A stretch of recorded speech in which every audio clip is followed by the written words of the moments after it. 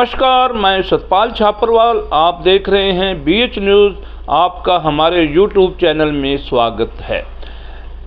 चुनाव घोषित होने से पहले ही भाजपा व मोदी सरकार देश के अंदर 400 पार का नारा देकर दावा कर रही थी कि इस बार बीजेपी 400 पार। देश के प्रधानमंत्री व देश के गृह मंत्री अमित शाह इस नारे को कुछ ज़्यादा ही हवा दे रहे थे कि इस बार बीजेपी 400 पार। देश के अंदर 6 चरणों के मतदान संपन्न हो चुके हैं और 7वें चरण का मतदान होना बाकी है। सूत्रों से मिली जानकारी के अनुसार देश के अंदर बीजेपी सरकार को चुनावों में बहुत बड़ा भारी झटका लग रहा है और बीजेपी बहुमत के करीब नहीं पहुंच रही है।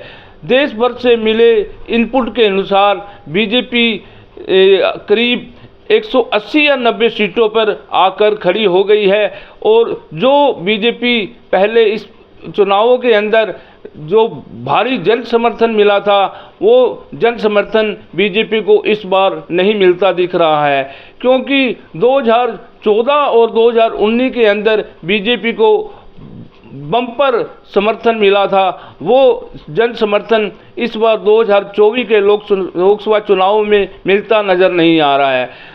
सूत्रों से मिली जानकारी के अनुसार बीजेपी पूरे देश के अंदर लगातार नारा लगाती रही कि इस बार 400 पार, पर वो 400 पार का नारा इस बार हवा निकलती नज़र आ रही है। मुख्य कारण बीजेपी की नीतियों के कारण पूरे देश के अंदर वोटरों के अंदर अंडरकरंट था। इस कारण बीजेपी को ये सीटें नहीं मिल रही। वहीं देश के प्रधानमंत्री नरेंद्र मोदी व देश के गृह मंत्री को भी अंदाज़ा था कि इस बार बीजेपी सत्ता से दूर रहेगी। इस कारण प्रधानमंत्री नरेंद्र मोदी और अमित शाह पूरा जोर लगाकर बीजेपी को जिताने में लगे थे। भारतीय जनता पार्टी को सबसे बड़ा झटका मुख्यतः यूपी, बिहार, महाराष्ट्र, राजस्थान, हरियाणा, दिल्ली, हिमाचल, इन स्टेटों से बीजेपी को बहुत बड़ा राजनीतिक झटका लग रहा है। 2014 व 2019 के अंदर इन स्टेटों ने बीजेपी को सत्ता में पहुंचाने का काम किया था। आज यही स्टेट बीजेपी को बहुत बड़ा झटका दे रहे हैं। इसका अंदाज़ा प्रधानमंत्री नरेंद्र मोदी व देश के गृह मंत्री को भी लग गया था। उत्तर भारत जो हिंदी पट्टी माना जाता है, वहाँ पर बीजेपी को बम्पर बहुमत मिला था और इस बार बीजेपी ने हिंदू कार्ड खेलकर वोटरों को रिझाने के लिए राम मंदिर का मुद्दा उठाया ताकि हिंदू वोटरों को एक मुश्त बीजेपी के झोली में डाला जाए। लेकिन बीजेपी के इस मुद्दे को ज़्यादा महत्व नहीं मिला।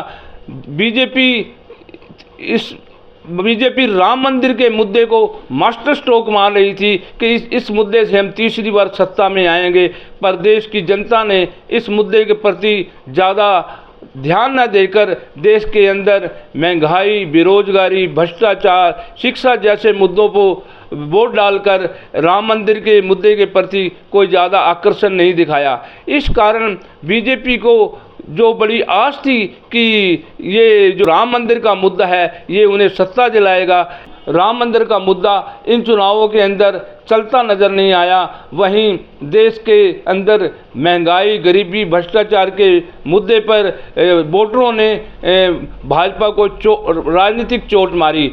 2014 व 2019 के अंदर उत्तर भारत ने ही बीजेपी को 2 बार सत्ता में पहुंचाया था। आज वही उत्तर भारत 2024 के अंदर बीजेपी को जबरदस्त राजनीतिक झटका दे रहा है, क्योंकि उत्तर भारत ही बीजेपी का मुख्य केंद्र रहा है सत्ता का और इस बार 2024 के चुनावों के अंदर बीजेपी को उत्तर भारत ही राजनीतिक झटका दे रहा है। जहां से बीजेपी को बम्पर सीटें मिली थी 2014-2019 में, इस बार 2024 के अंदर वो सीटें नहीं मिलती नज़र आ रही है। मुख्यतः प्रधानमंत्री नरेंद्र मोदी और देश के गृह मंत्री अमित शाह ने पूरा अभियान चलाकर बीजेपी के प्रति राम मंदिर के मुद्दे को लाकर उत्तर भारत की वोटरों को आकर्षित करने का काम किया, लेकिन वोटरों ने राम मंदिर के मुद्दे को ध्यान न देकर देश के अंदर महंगाई, बेरोजगारी, भ्रष्टाचार से जैसे मुद्दों पर वोट डालकर राम मंदिर के मुद्दे को गौण कर दिया। वहीं दूसरी तरफ प्रधानमंत्री जगह जगह अपनी रैलियों के अंदर जो अपनी भाषण के अंदर भाषा का प्रयोग कर रहे थे, उसका भी विपरीत प्रभाव वोटरों में देखने को मिला और जिसके कारण प्रधानमंत्री के प्रति नाराजगी देखने को मिली। वहीं 2014 और 2019 के चुनावों के अंदर जिस उत्तर भारत ने बीजेपी को सर आंखों पे बैठाकर 2 बार सत्ता दी, आज वही उत्तर भारत बीजेपी को सत्ता से दरकिनार करने में लगा है। देखिए किस प्रकार बीजेपी को बड़ी आस थी कि राम मंदिर के मुद्दे पे उत्तर भारत के जो वोटर हैं उनको हम आकर्षित कर पाएंगे, लेकिन उत्तर भारत के लोगों ने राम मंदिर के मुद्दे पे नहीं बल्कि जन मुद्दों पे वोट डालकर बीजेपी को इन उत्तर भारत में हाशिए पर लाके खड़ा कर दिया है। क्योंकि बीजेपी राम मंदिर के मुद्दे पर बहुत आत्मविश्वास में थी कि राम मंदिर का मुद्दा हमें बहुत राजनीतिक फायदा देगा, लेकिन राम मंदिर के मुद्दे पर उत्तर भारत के लोगों ने वोट न करके जन मुद्दों पे वोट किया, जिसके कारण बीजेपी का सत्ता में आना मुश्किल लग रहा है। क्योंकि एक उत्तर भारतीय जो केंद्र था जो बीजेपी के लिए सत्ता में पहुंचाने का, जिसे हिंदू पट्टी भी कही जाती है, हिंदू पट्टी के कारण राम मंदिर का मुद्दा उत्तर भारत के अंदर खूब छाया और बीजेपी को भी यह लगने लगा कि चुनावों के अंदर हम इसको मुद्दे को भुना लेंगे। लेकिन जो आज जो 6 चरण के चुनाव हुए हैं उसको देखते हुए नहीं लगता कि बीजेपी राम मंदिर के मुद्दे को राजनीतिक तौर पर भुनाने में सफल रही हो। वहीं आम जन व जनता जन मुद्दों को ज़्यादा ध्यान देकर इन मुद्दों पर आकर्षित रही। वहीं भाजपा बार बार चुनावों के अंदर राम मंदिर का मुद्दा उठाकर लोगों को आकर्षित करने में विफल रही। वहीं देश के प्रधानमंत्री जो आस लगाए बैठे थे कि उत्तर भारत में राम मंदिर के मुद्दे के कारण हम सत्ता में आएंगे, तो वो राम मंदिर का मुद्दा इन 2024 के चुनावों में गौण साबित हुआ। वहीं उत्तर भारत के जो राज्य बीजेपी को सत्ता में पहुंचाया था, वहां आज बीजेपी की हालात बहुत खस्ता नज़र आ रही है।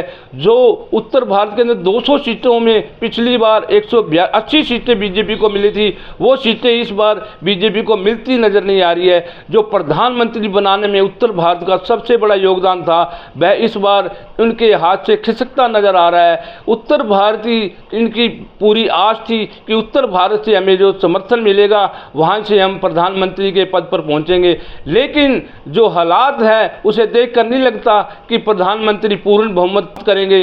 सब जगह से जो खबरें आ रही है उससे देखकर लगता है कि जो प्रधानमंत्री बहुमत के करीब नहीं पहुंच पाएंगे। और जो आस थी बीजेपी को कि भी 2000 चुनावों के अंदर हम सत्ता में तीसरी बार हैट्रिक लगाएंगे, वो हमें हैट्रिक लगती नज़र नहीं आ रही है। क्योंकि जो सीटें हैं वो काफ़ी कम नज़र आ रही है बीजेपी की, जो इस कारण बीजेपी का सत्ता में पहुंचना बड़ा मुश्किल नज़र आ रहा है। वहीं प्रधानमंत्री नरेंद्र मोदी व देश के गृह मंत्री को भी ये एहसास हो गया है कि इन चुनावों के अंदर जो हमने जनता से जो राम मंदिर के मुद्दे पे या अन्य मुद्दों पे जो देश के लोगों को आकर्षित किया, वह हम उसमें सफल नहीं हो पाए हैं। तो अब जोड़ तोड़ की राजनीति में किस प्रकार हम सत्ता में पहुंचे, यह इस मुद्दे पे वो जोड़ तोड़ में लगे हैं कि किस प्रकार विरोधी दलों को साथ लेकर पुनः सत्ता प्राप्त की जाए। इसलिए देश के प्रधानमंत्री और देश के गृह मंत्री हर राज्यों से विपक्षी दलों को संपर्क साधने में लगे हैं ताकि तीसरी बार भी सरकार बनाने में सफल हों।